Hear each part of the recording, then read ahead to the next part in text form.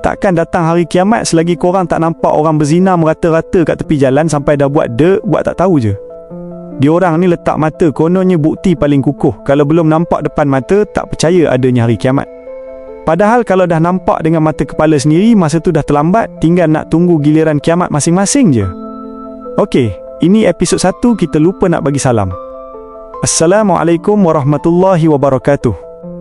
Gara-gara kita seronok sembang pasal Ya'juj Ma'juj dengan Dajjal sampai terlupa nak mula dengan salam. Memang bahaya betul tajuk ni. Baru sebut fitnah dia je dah terasa bahang dia kat lidah. Sekarang kita masuk episod 2, babak terakhir, iaitu tentang kiamat, kehancuran dunia ni. Kadang aku terfikir, kenapalah kita wajib belajar pasal kiamat?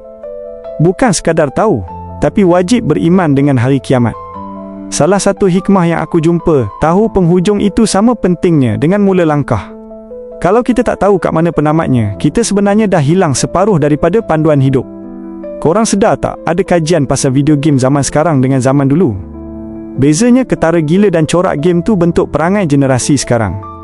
Budak sekarang ni kreatif, cekap, tapi tak dirancang untuk hadap kegagalan sebab terbiasa main game yang ada sistem autosave. Jalan sikit save, mati ulang balik dekat situ juga. Zaman kita dulu, mana ada autosave? Main game dekat konsol lama, sekali mati, game over, habis, semua hilang dari takat awal. Kita kena belajar bangkit balik, malu kena ejek dengan kawan depan-depan sampai nak banting alat kawalan. Sebab tu, kita baru betul-betul bersedia nak mula hidup bila kita tahu apa kesudahan cerita kita. Kiamat ni lah penamat segala penamat. Ada kiamat kecil, ada kiamat besar. Kenapa Allah asyik ulang pesan supaya beriman kepada Allah dan hari akhirat? Sebab walau kau tak mati esok lusa pun, dunia ni tetap ada penghujungnya. Hari akhirat tu maksudnya boleh jadi ajal menjemput dulu, ataupun memang kebetulan hidup sampai zaman kiamat datang melanda. Nabi Muhammad SAW dah pesan, kita ni umat yang terakhir. Tak ada lagi Nabi atau umat lain selepas kita. Maksudnya, kita memang hidup di fasa hujung dunia. Masalahnya, kita tak tahu berapa lama lagi tempoh masa nak sampai ke hari tu. Tapi Nabi Muhammad SAW dah bagi bayangan, jarak antara masa baginda diutuskan dengan kiamat itu sangat dekat, macam jari telunjuk dengan jari tengah. Maknanya tak ada fasa kosong kat tengah-tengah. Sampaikan sahabat dulu risau gila, ingat kiamat nak main esok hari. Nabi Muhammad SAW pesan, kalau kiamat nak berlaku esok dan di tangan korang ada anak pokok kurma, teruskan je tanam pokok tu. Kenapa? Sebab proses itu sendiri yang penting, bukan semata-mata nak tunggu buah dia masak. Banyak gila tanda kiamat yang Nabi Muhammad SAW sebut dulu dah jadi kenyataan sekarang. Dulu orang pedalaman yang tak pakai selipar, tiba-tiba berlumba-lumba bina bangunan pencakar langit. Siapa sangka dekat tanah Arab yang dulunya padang pasir kontang, sekarang naik bangunan tinggi gila.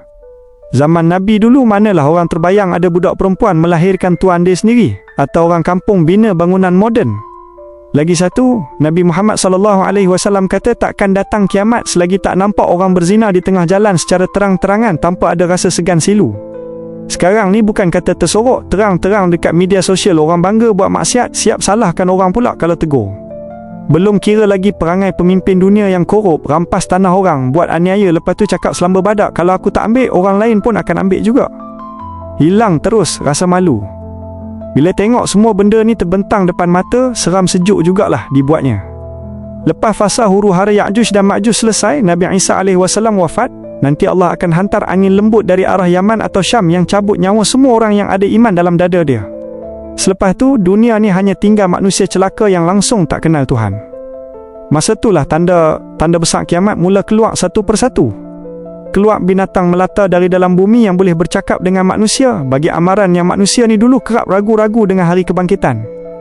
Sebab tu dalam hidup ni, Allah bagi kita dua benda penting, telinga dan mata.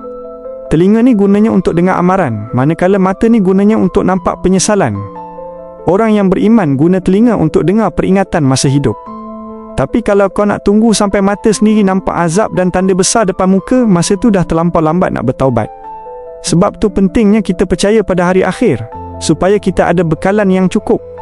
Cuba bayangkan, kalau negara yang tak beragama pun boleh buat baik sebab nak wariskan dunia yang elok untuk anak cucu mereka, takkan kita yang mengaku beriman tak mau siap sedia untuk hari penamat yang sebenar?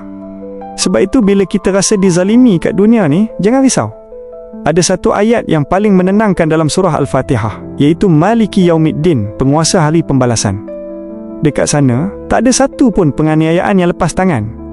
Semua akan dapat balasan setimpal.